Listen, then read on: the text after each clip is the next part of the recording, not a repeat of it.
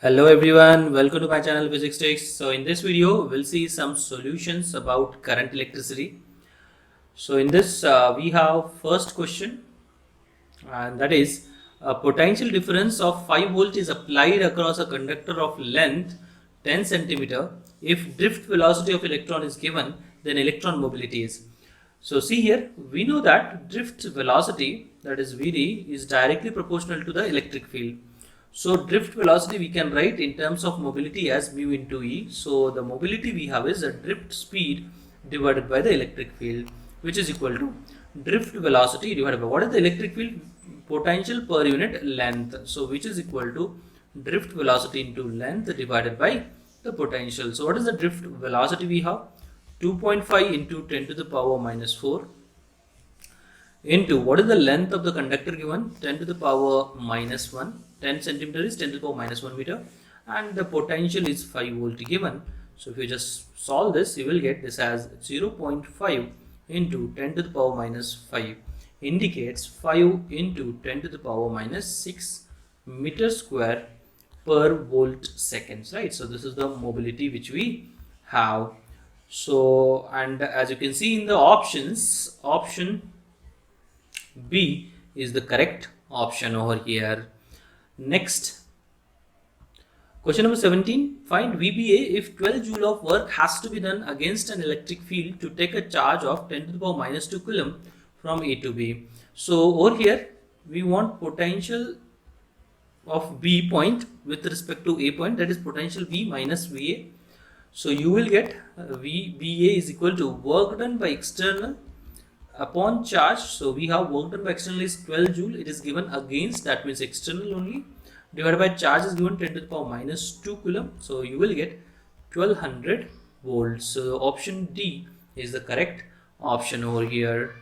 Next, a point charge 50 microcoulomb is located in xy plane at a point of position vector given, right? So over here, this is the y-axis you can say, and this is the x-axis you can say.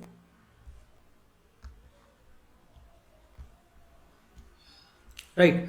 So in xy plane at point of position vector is given 2i hat plus 3j hat.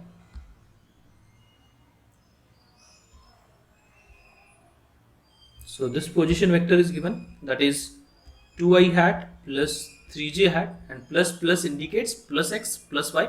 So in this plane only, xy plane only. What is the electric field at a point of 8i hat minus 5j hat indicates somewhere here. So we want what is the electric field at this point. So at this point we have what is called as the position vector 8i hat minus 5j hat. If you want the position vector from this point to this point, from this point to this point, we have what is called as the displacement vector. This is r bar, which is equal to the final, that is 8i hat minus 5j hat minus initial, that is 2i hat plus 3j hat.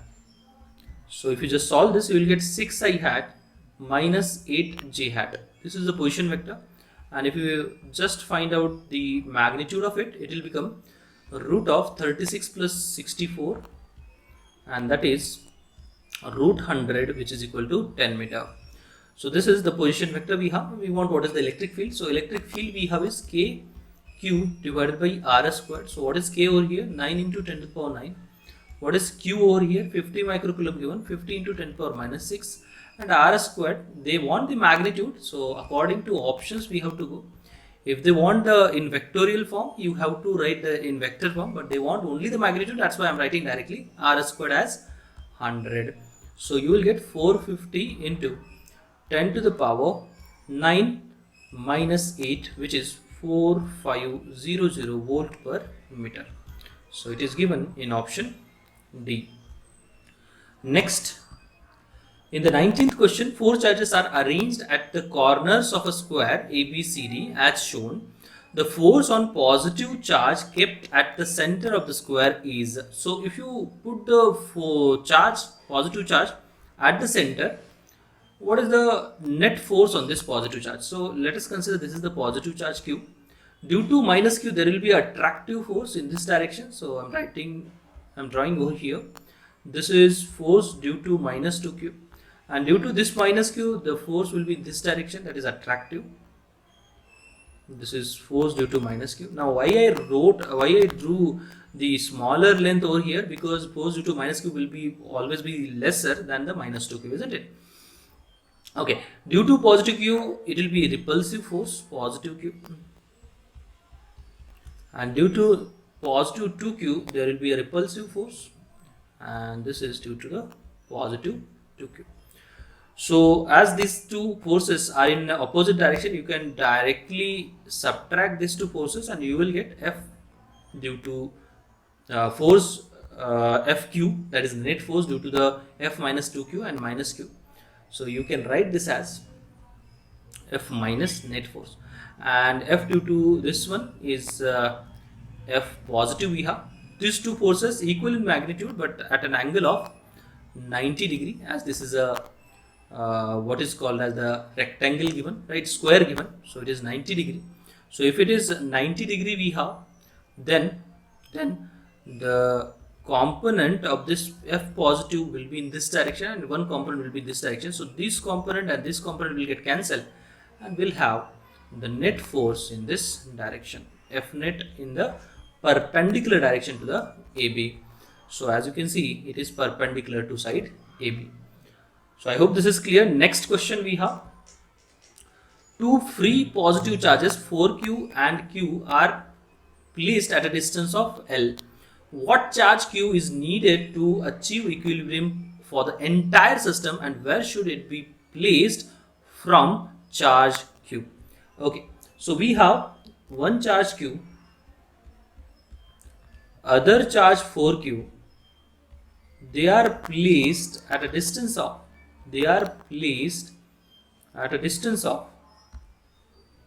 L right now. So what charge capital Q is needed to achieve the entire system, right, equilibrium of the entire system? So let us consider that charge is capital Q.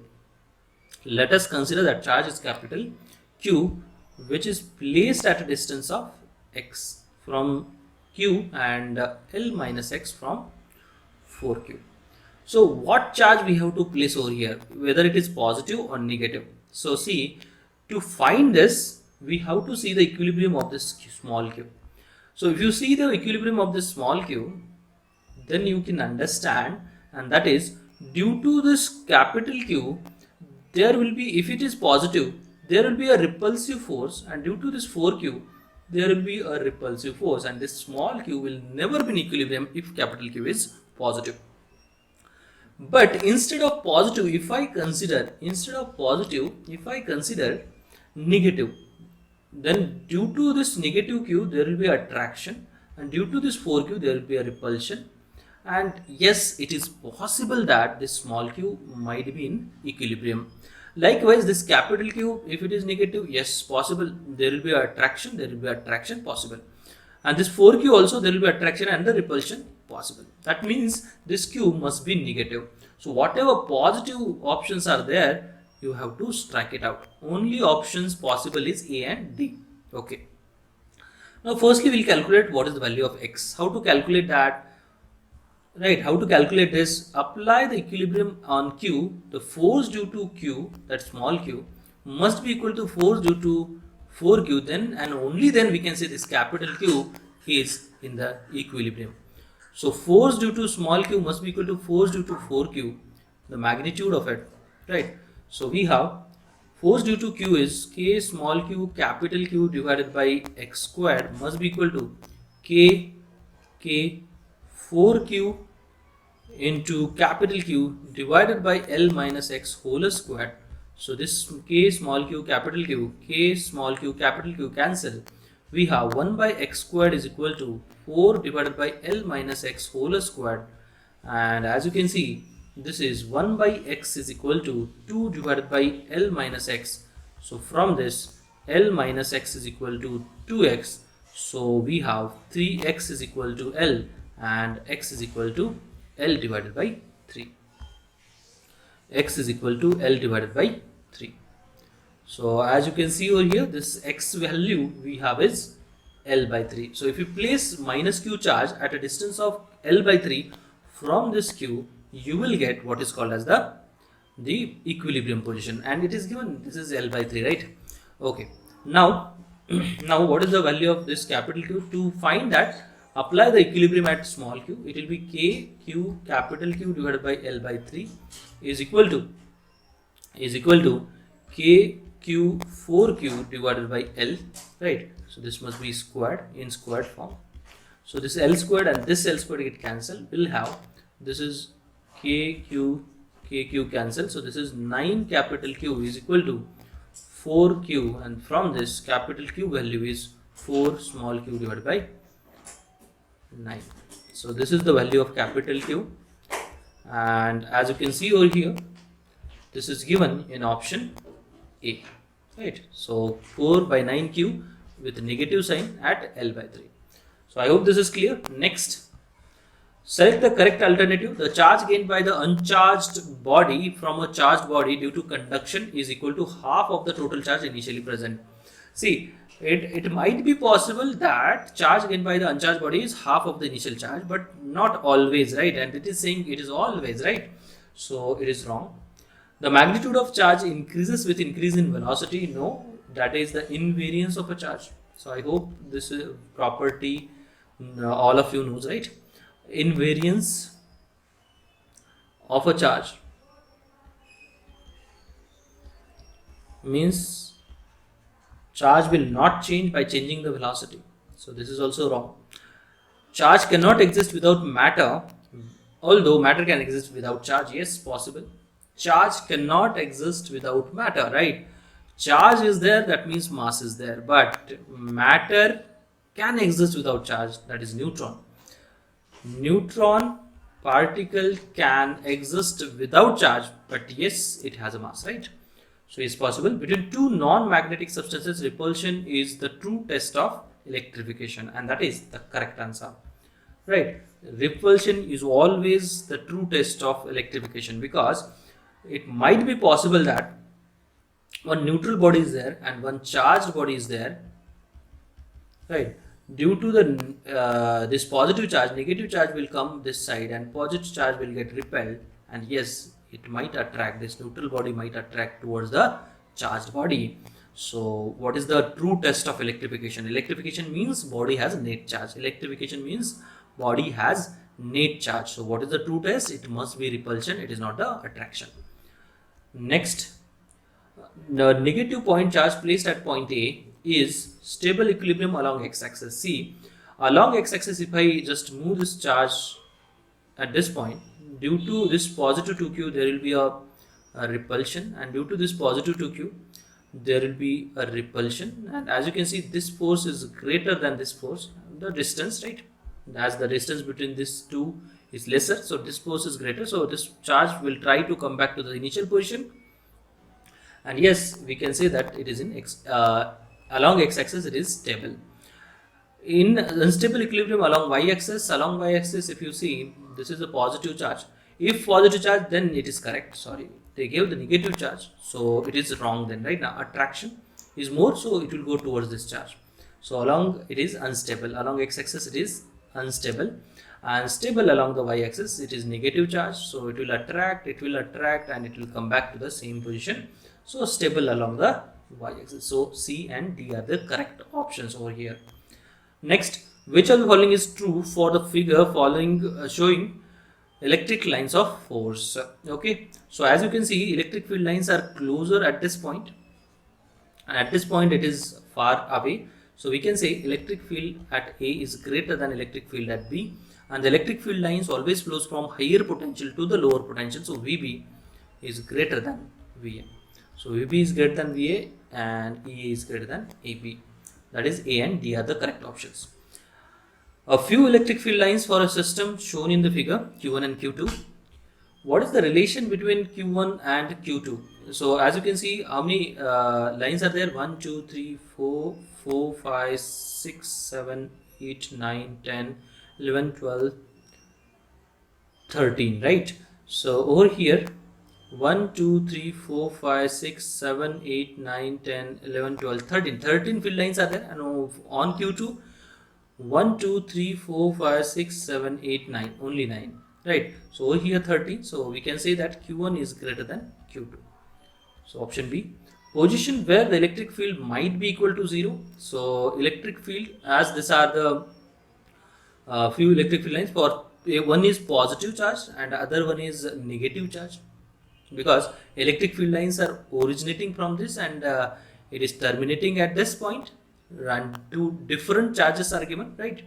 So over here Q1 is greater than Q2, so this side electric field never be 0, this side also never be 0, but yes, at the right hand side it might be possible. So at a finite distance to the right of Q2, option B is the correct option. So I hope this is clear. Next question. The 3-point charges are arranged at 3 vertices of a triangle as shown.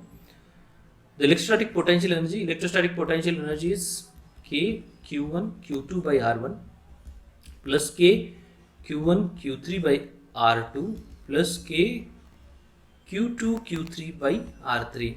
Just put all the values. So we have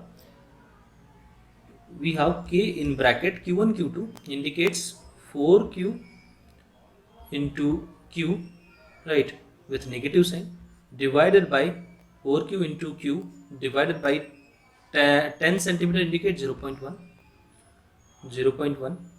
plus Q1 Q3 indicates minus 4Q into 2Q divided by 0.1 plus Q2 Q3 indicates Q into 2Q divided by 0.1. So if you just solve this, you will get this K as 9 into 10 to the power 9 into Q squared divided by 0.1 common. You will get this as minus 4 minus 8 plus 2. So if you just solve this, you will get this is 9 into 10 to the power 9 into Q squared indicates 10 to the power minus 7 squared indicates 10 to the power minus 14, and this is 0.1 minus 13 we have, isn't it? Into this is minus 4 minus 8 plus 2. This will be like minus 12 minus 10. So you will get this as minus 9 into 10 to the power, this is 9 minus 13, it will be minus 4 plus 1 minus 3, right, minus 3 joules. So they want n into 10 to the power minus 3, so n they want, so n we have is 9. So I hope this is clear now. N they have is 9 over here. And the next one, a flow of 10 to the power 7 electrons per second in a conducting wire constitutes a current of this one. So current, we know that Ne divided by T, right? So current is Ne divided by T. So it is given electrons 10 to the power 7 electrons per second, n by T is 10 to the power 7 into 1.6 into 10 to the power minus 19. So we have minus 19 it is. So I is equal to